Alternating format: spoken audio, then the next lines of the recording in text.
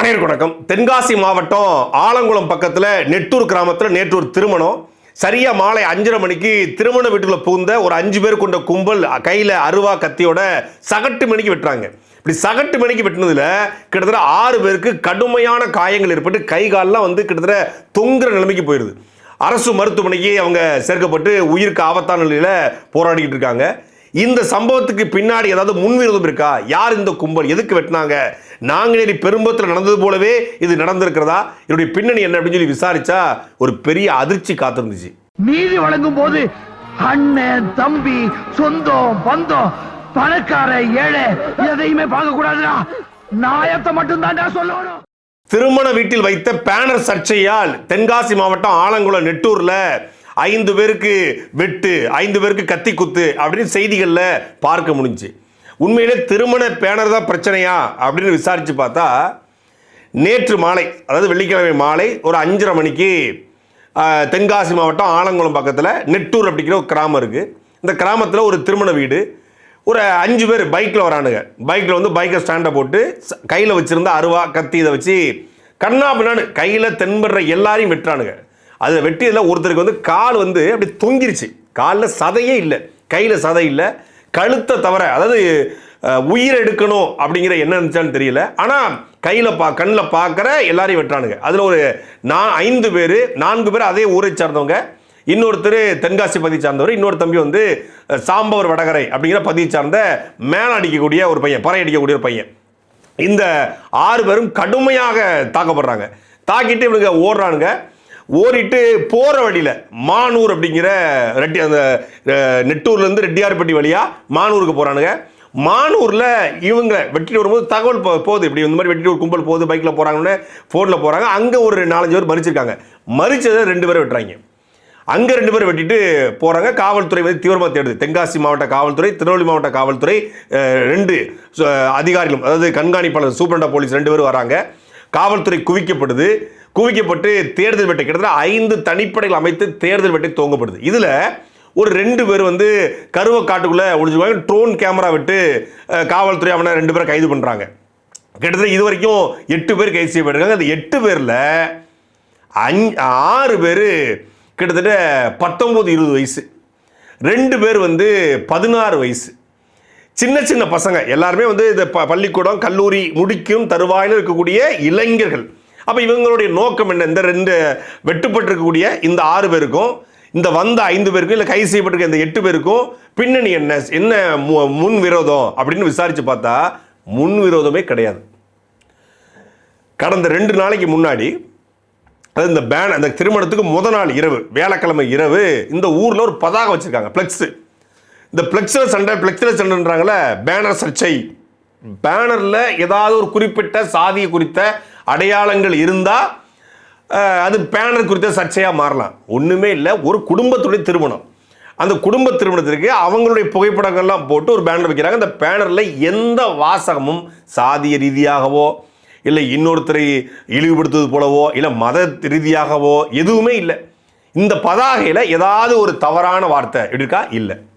அப்போ இந்த பதாகை வச்சு சண்டை இல்லை. ஆனால் அந்த பதாகையில் தான் சண்டை நடந்திருக்கு. இந்த ஃப்ளெக்ஸை வைக்கும்போது, ஏய் ஊருக்குள்ள ஃப்ளெக்ஸ் வைக்கிறீங்க அப்படின்னு ஒரு 16 வயசு பையன், எப்படி 16 வயசு பையன் ஊருக்குள்ளே ஃப்ளெக்ஸ் வைக்கிறேன்னு சொல்லி சாதி பேரை சொல்லி, இவங்க வெட்டுப்பட்ட எல்லாமே பட்டியல் சமூகத்தை சார்ந்தவங்க, சாதி பேரை சொல்லி திட்டம் மட்டும் அந்த ஃப்ளெக்ஸு பக்கத்தில் ஒன்று கடிச்சிருக்கான், சிறுநீர் கழிச்சிருக்கான்.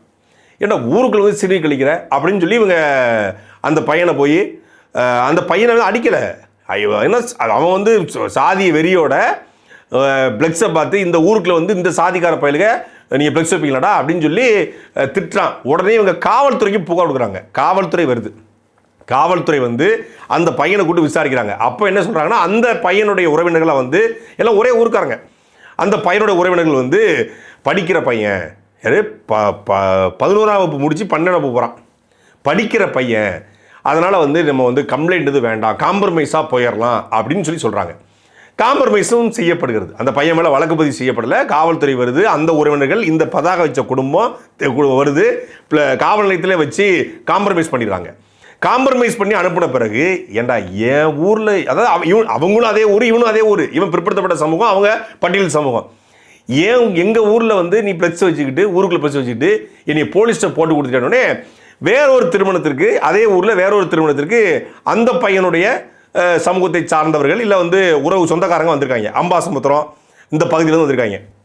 அவங்க வந்து அவங்களோட பின்னணி என்னன்னு தெரியல வந்திருக்கானுங்க. அவங்ககிட்ட சொல்லி என்னை அவமானப்படுத்திட்டாங்க, என்னை ஸ்டேஷன் வரைக்கும் கூட்டு போயிட்டாங்க, எனக்கு பெரிய இதாகிடுச்சு அப்படின்னு சொல்லி உடனே அந்த பசங்கள்லாம் சேர்த்துக்கிட்டு மாலை 5:30 மணிக்கு இவங்க அந்த திருமண இது முடிஞ்சு வரவேற்பு முடிஞ்சு பால் பழம் சாப்பிட்றதுக்கு தயாராகிட்டு வந்திருக்காங்க. கிளம்புற ஸ்டேஜ் கிட்டத்தட்ட கல்யாண மண்டபம் வந்து மூடுற ஸ்டேஜ். நேராக வந்து ஒரு 3 பேர் போகிறாங்க. முழு போதை, முழுமையான போதை. இதில் கூடுதல் செய்தி என்னென்னா, இதே நெட்டூரில் கடந்த 2 மாதத்துக்கு முன்னாடி 10 கிலோ கஞ்சாவோடு பிடிபட்ட இளைஞர்கள், அம்பை மற்றும் தென்காசி பகுதியை சார்ந்த இளைஞர்கள் நெட்டூரில் வந்து கஞ்சாவோட பிடிபட்டாங்க அப்படி செய்திருக்கு. அப்போ இவங்க கஞ்சா போதையில் இருந்தாங்களா அப்படிங்கிற ஒரு கூடுதல் விசாரணையும் தேவைப்படுகிறது. அப்போ ஏதோ ஒரு போதை, கடுமையான போதை, கஞ்சா போதையோ சாராய போதையோ இல்லை டாஸ்மாக் போதையோ இருந்திருக்கானுங்க. போதையில் வர்றான், கண்ணு முன்னு தெரியாமல் எல்லாரையும் வெட்டுறான்.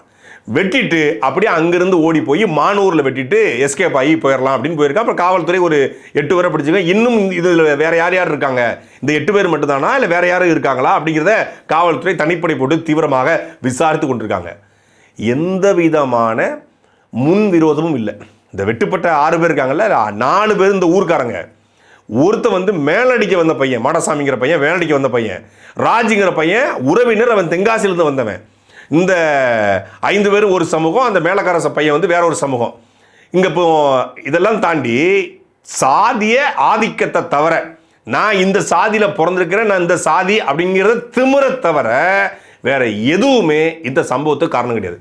இதே சம்பவம் தான் நாங்குநேரி பெரும்பத்தில், அதாவது ஒரு குறிப்பிட்ட சமூகத்தை சார்ந்த பட்டியல் சமூகத்தை சார்ந்த இன்னொரு பிற்படுத்தப்பட்ட சமூகத்தை சார்ந்த மக்கள் வாழக்கூடிய பெரும்பத்துக்குள்ளே போய் இன்னொரு ஆதிக்க சமூகம் வந்து உள்ளே போய் சகட்டு மணிக்கு வெட்டுறான். வெட்டில் 2 பேர் வட இந்தியனும் அந்த ஊரை சார்ந்த ஒரு மாற்றுத்திறனாளி 2 பேரும் இறந்து போகிறாங்க. 2 பேருமே வறுமையினுடைய கோர பிடியில் வாழக்கூடிய குடும்பம். அவனுக்கு எந்த விதமான முன்னுரிதும் இல்லை. ஏன் செத்து போனானே தெரியாமல் செத்து போனால் தமிழ்நாடே கொந்தளிச்சிச்சு. நாங்குநேரி பெரும்பத்தில் என்ன நடந்துச்சோ அதுக்கு துளியும் குறைவில்லாமல் இந்த நெட்டூர் நடந்துக்குது. அதே சாதிய வெறி, அதே சாதி ஆதிக்கம். நீ இந்த சமூகத்தில் பிறந்தவன் என்ன பண்ணுறது? திடீர்னு இந்த ஊருக்குள்ளே போகிறது, 4-5 பேர் ஊரில் போகிறது, லுங்கியை சாரத்தை மடித்து கட்டிக்கிட்டு, அதை லுங்கியை மடித்து கட்டிக்கிட்டு அந்த ஊரில் போய் சும்மா ஒரு 2 பையலை கூப்பிட்டு அடிக்கிறது. பல அப்படிங்கிறது எதுக்கு அடித்தான்னு சொல்லி வீட்டில் போய் கேள்வி கேட்டோம்னா, என்ன அடித்தா என்ன, நீ பெரிய நீ இப்படியே விழும், நீ இந்த என்னல ஒன்றில் செஞ்சுருக்கீங்க, போய் அவங்க அம்மா அப்பா கூட்டுவாள அப்படின்னு அடிச்சு வர்றது, குளிக்க போகிற இடத்துல சண்டை போடுறது, பள்ளிக்கூடத்தில் சண்டை போடுறது, விளையாட போகிற இடத்துல சண்டை போடுறது, சும்மா அதாவது வம்படியாக இந்த தெருவுக்குள்ளே போய் பைக்கை நிப்பாட்டி ஒரு சரக்கு பாட்டில் வச்சுக்கிட்டு சைடிஸ் வாங்குறது. வாங்கும்போது என்னல முறைக்க, நான் எங்கே முறைச்சேன்னா திட்டுறது, கெட்ட வார்த்தை போட்டு திட்டுறது, ஆபாசமாக திட்டுறது, இழிவாக பேசுறது, இப்படி சும்மா எந்த விதமான காரணம் கிடையாதுங்க. இவன் இந்த சாதியில் பிறந்திருக்கிறான் அப்படிங்கிற ஒரே ஒரு காரணத்துக்காக அந்த ஊருக்குள்ளே போய் வம்படியாக தொடர்ச்சியாக பண்ணிக்கானுங்க. சரி பொறுத்து போகிறோம், சின்ன பசங்க பள்ளிக்கூட பசங்க காலேஜ் பசங்க அப்படின்னு பொறுத்து போன உடைய விளைவு என்ன ஆயிடுச்சுன்னா, இன்னைக்கு 6 பேர் கொடுமையான முறையில் அந்த புகைப்படங்களை வந்து நம்மளால் காட்ட முடியாது. அந்த புகைப்படங்களை பார்த்த மனசாட்சி உள்ள யாராலும் இதை கடந்து போக முடியாது. இது சாதி வெறி கிடையாது, இது சாதி திமிர் கிடையாது. இது வந்து அந்த இளைஞர்களுக்குமான பிரச்சனை, இது ஒரு ஊருக்குள்ள கூடிய அந்த தெருவுக்கான பிரச்சனை அப்படின்னு கடந்து போனா இதை விட ஒரு கேவலம், இதை விட ஒரு கொடுமை எதுவுமே கிடையாது. சமூகம் செய்கிற துரோகம் எதுவும் கிடையாது. இந்த நாங்குநேரி சம்பவத்தில் நான் ஒரு காணொலி வெளியிட்டிருந்தேன். அந்த காணொலிக்கு நிறைய பேர் கொந்தளிச்சாங்க, நிறைய பேர் விமர்சனம் பண்ணாங்க, நிறைய பேர் என்னை கண்டிச்சாங்க, நிறைய பேர் காணொலி என்னுடைய அலைபேசி வாயிலாக மிரட்டல் கொடுத்தாங்க, நிறைய பேர் தென் மாவட்டத்துக்கு நீ வர முடியாதுன்னு சொன்னாங்க, என்னென்னமோ பேசுனாங்க. நான் கேட்குறேன், நாங்குநேரி பெரும்பத்து சம்பவத்திற்கு முழுமையாக கண்டித்து அந்த சம்பந்தப்பட்ட அத்தனை பேரையும் குறைந்தபட்சம் அதில் ஒருத்தனாவது திருந்த மாட்டானா? என்னையா ஒரே நிலத்தில் வாழ்கிறோம், ஒரே மொழியை பேசுகிறோம், ஒரே தண்ணியை குடிக்கிறோம், உனக்கு என்ன அப்படி என்ன சாதிய வெறுப்பு, அப்படி என்ன சாதிய ஆதிக்க மனநிலை? நீங்கள் என்ன வெட்டி முறிச்சிட்டீங்க? யாரை எதிர்த்து போராடணும், யாரை எதிர்த்து பேசணும், யாரை எதிர்த்து கேள்விக்குன்னு தெரியாமல் ஒரு சாதிய மேலாதிக்கத்தோடு 40 வயசு 50 வயசுக்கு மேலாம் நீங்கள் நொந்து வெந்து போய் கிடக்கிறான். அவன் இதே மாதிரி சாதித்துப்பரோடு கயிறை கட்டிக்கிட்டு இந்த சாதி அடையாளத்தோடு தெரிஞ்சவன், சாதிய கட்சியோடு தெரிஞ்சவன்லாம் வெந்து நொந்து கிடக்கிறான். ஆனால் இளைய தலைமுறை, ஒரு படித்த தலைமுறை, ஒரு 50 வருஷம் 30 வருஷத்துக்கு முன்னாடி ஒருத்தன் சாதி ஆதிக்கத்தோடு இருந்தான்னா கூட அன்னைக்கு வந்து சூழ்நிலை எப்படி இருந்துச்சுன்னு சொல்லலாம். இன்னைக்கு ஒரு பண்பட்ட சமூகமாக இது மாறிக்கொண்டிருக்கிறது.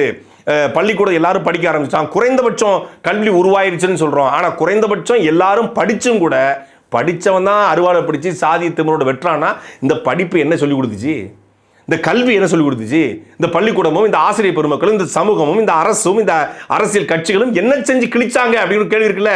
இதை கேட்கும்போது அதை எதிர்த்து பேசியவர்கள்லாம் இன்னைக்கு என்ன பதில் சொல்ல போறாங்க? நாங்குநேரி பெரும்பத்தில் என்ன நடந்துச்சோ அதுக்கு சற்றும் குறைவில்லாமல் நடந்திருக்கு. அப்போ அந்த சம்பவத்திற்கு சரியான எதிர்வினை ஆற்றியிருந்தா, அந்த சம்பவத்தில் சம்பந்தப்பட்டவனுக்கு சரியான தண்டனையை கொடுத்திருந்தா, நீங்கள் சும்மா இங்கே வந்து பிசிஆர் அதெல்லாம் அதை தாண்டி சட்டம் தேவைப்படுது. பிசிஆரை தாண்டி கொடுமையான சட்டம் தேவைப்படுது. சட்டம் சரியாக வரும்போது தண்டனை அதிகமாக மாறினா மட்டும்தான் இது குறையும். இல்லைன்னா இது தொடர்ந்து கொண்டே இருக்கும். ஒரு முதுகுளத்தூர் கலவரம், அந்த கலவரம், இந்த கலவரம் நம்ம கேள்விப்படுறோம். அதெல்லாம் நம்ம பார்த்ததில்லை. அங்கே என்ன நடந்துச்சு நமக்கு தெரியல. ஆனால் இன்னைக்கு கண்ணுக்கு முன்னாடி பார்க்குறோம். அதுக்கு என்ன நடக்குதுன்னு நமக்கு தெரியுது. எந்த பிரச்சனையும் இல்லை. அதாவது முழுமையாக விசாரிச்சா எந்த பிரச்சனையுமே இல்லை, சாதி திமிரை தவிர. ஒரு 16 வயசு பையங்க, 16 வயசு பையன் எப்போ பிறந்திருப்பான்? 2010 பிறந்தவன் தானே. 2010 பிறந்த ஒரு பையன், 16 வயசு பையன் அருவாளை எடுத்துட்டு போய் சாதி வெறியோட ஒருத்தன் வெற்றான யாரா பொறுப்பு? யார் பொறுப்பு? எப்பவோ பிறந்தவங்க, அவன் படிக்காத ஒரு முட்டா பையங்க, ஸ்கூலுக்கே போடுறது இல்லைங்க, அவன் மலை கூட பள்ளிக்கூட ஒருங்கினதே இல்லை, அவனுக்கு அறிவே தெரியாது, அவனுக்கு சாதிய பாகுபாடு தெரியாது. தீண்டாமை ஒரு பாவ செயல், தீண்டாமை ஒரு பெருங்குற்றம், தீண்டாமை ஒரு மனிதத்தன்மையற்ற செயல் அப்படிங்கிற பள்ளிக்கூடத்தினுடைய முதல் புத்தகத்தில் எழுதி கூட அவன் படிச்சு கிடையாது. அவனுக்கு இந்த சாதி ஏற்றத்தால் கொடுத்தான்னு தெரியாது. அவன் வந்து இந்த சாதியில் பிறந்தாலே பெரியாள் நினச்சிக்கிட்டு இருக்கான். அதனால வெட்டிட்டாங்க.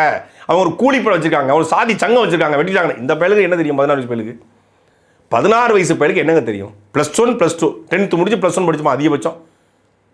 இவன் போய் வெற்றான்னா இதுக்கு யார் பொறுப்பு இருப்பது? அந்த பையனின் தவறா, அந்த பெற்றோரின் தவறா, இல்லை அந்த ஊரின் தவறா, இல்லை இந்த சமூகத்தின் தவறா, இல்லை இந்த கட்சி அரசியல் ஆட்சி அதிகாரத்தின் மீது தவறா?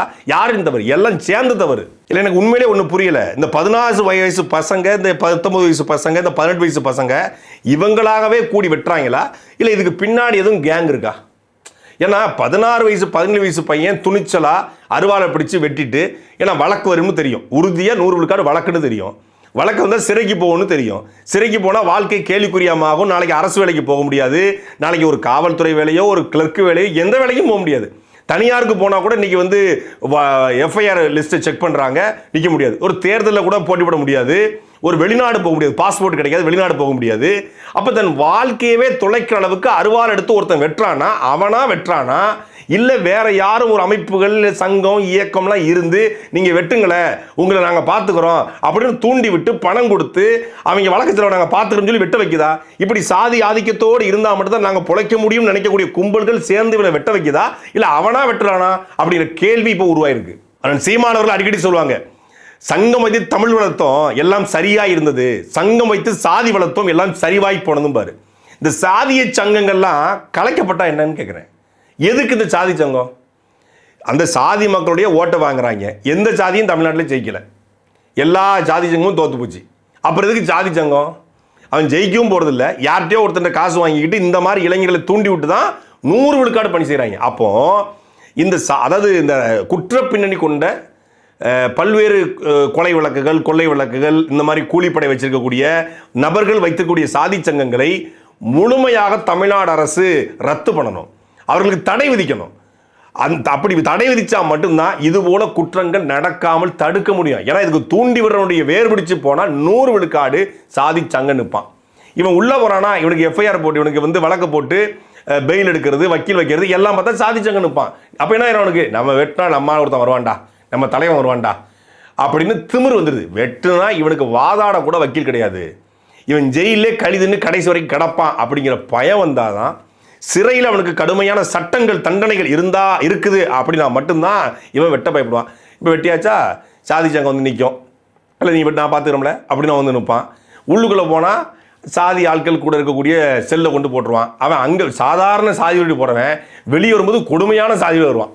அவன் ஒரு 4-5 மீசையை முறுக்கிக்கிட்டு தாடியை வச்சுக்கிட்டு அவனுக்கு இது ஒரு பிராண்டாக மாத்திரானுங்க. இப்படி ஒரு வெட்டி அடையாளப்படுறது. முன்னாடி வந்து கொலைகாரன் கொள்ளைக்காரனா பயப்படுவான், ஒரு கேஸ் இருக்குது அப்படின்னா பயப்படுவான், அடிதடி வழக்குனா வந்து பயப்படுவான். இன்னைக்கு அது என்ன ஆயிடுச்சுன்னா அதெல்லாம் இல்லை, ஒரு வெட்டிட்டு ஜெயிலுக்கு போயிட்டு வந்தாதான் அவன் பெரிய ஆளு, கொலைகாசில் உள்ள பண்ணுவரியா பெரிய ஆளு அப்படிங்கிற அளவுக்கு வந்ததுனால தான் என்ன ஆயிடுச்சுன்னா, அப்போ அருவாள் எடுத்து கையில் எடுத்து வெட்டுனா நம்ம ஆள் ஒருத்தன் வாதாடுவான், நம்ம வெளியே வரும்போது நம்மளை பார்த்து 4 பேர் பயப்படுவான். நம்ம ஒரு வட்டி கிட்டி கொடுக்கலாம், இல்லை ஒரு கடை கண்ணியை பண்ணலாம், நம்ம ஒரு 4-5 பேர் மிரட்டலாம், நம்ம ஊருக்குள்ள வசூலை போடலாம் அப்படிங்கிற ஒரு திமிர் உருவாயிருக்குது. அந்த திமிர் உடைக்கப்படணும். அதுக்கு சாதி சங்கங்கள் முழுமையாக கலைக்கப்படணும். சாட்டை எடுத்து நாட்டை திருத்து